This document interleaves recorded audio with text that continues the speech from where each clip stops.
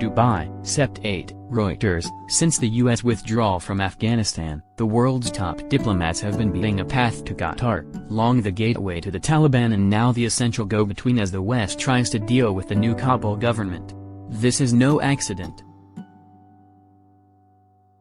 Analysts describe Qatar's emergence as a broker in Afghanistan as a part of a carefully nurtured strategy by the tiny but rich state to bolster its own security, by becoming indispensable as a venue for international mediation.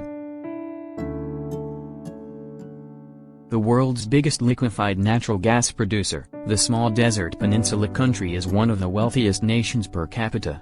It is home to barely 3 million people, 85% of them foreigners with guest worker visas.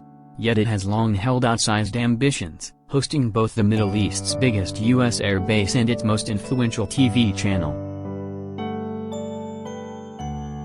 It squandered much of its regional clout over the past decade by overreaching in the wake of the 2011 Arab Spring revolts, when it backed pro-democracy movements and rebels across the region. Furious neighbors led by Saudi Arabia and the United Arab Emirates, with their ally Egypt, punished it with trade sanctions and diplomatic isolation. Now, Qatar is back. Its dispute with the Arab powers was finally resolved this year, and next year it will host the Soccer World Cup. But few moves appear to have paid quite as large a diplomatic dividend as its role over Afghanistan, cultivated since it let the Taliban open the group's main international office in 2013 and provided the venue for peace talks that led to last year's U.S. agreement to withdraw. That patient diplomatic facilitation was a classic means for a small state to elevate its international relevance, said Kristen Devon, senior resident scholar at the Arab Gulf States Institute in Washington. Given its population size, substantial military projection is a tough proposition. But Qatar can bring real value through the relationships it maintains, especially across both Western and Islamic parties, and especially those the U.S. is loath to approach directly. In the weeks since the militants swept into power, more than 58,000 of the 124,000 Western citizens and at-risk Afghans who were airlifted out of Afghanistan flew through Qatar. And now, as temporary home to the evacuated Afghanistan embassies of the United States and several European allies, it is serving as the main mediator for Western efforts to engage. Stepping up. As we carry forward our diplomacy here, we know that Qatar will be our partner, because this is not the first time that Qatar has stepped up to help in Afghanistan, said U.S. Secretary of State Antony Blinken, who visited this week with Defense Secretary Lloyd Austin.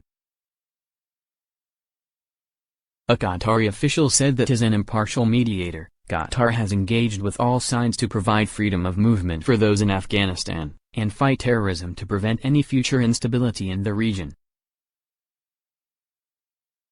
Working with its close ally Turkey, it has helped the Taliban reopen Kabul airport, allowing humanitarian and domestic flights to resume. Read more. During Afghanistan's hasty evacuation, Qatari diplomats on the ground in Kabul helped escort fleeing Afghans through checkpoints to the airport. As a small state surrounded by better armed rivals that would no doubt covet its gas fields, Qatar has long felt the need to protect itself with ambitious diplomacy. 4 years ago, it found itself in peril when Saudi Arabia, the UAE, Egypt and their allies, with the apparent tacit approval of the Trump administration, imposed trade bans and diplomatic isolation. The neighbors accused Qatar of backing Sunni Muslim Islamist groups across the region while simultaneously growing too cozy with Shiite Iran. Some in the region wondered whether Saudi Arabia and its allies might even invade, although Riyadh denied harboring any such plan.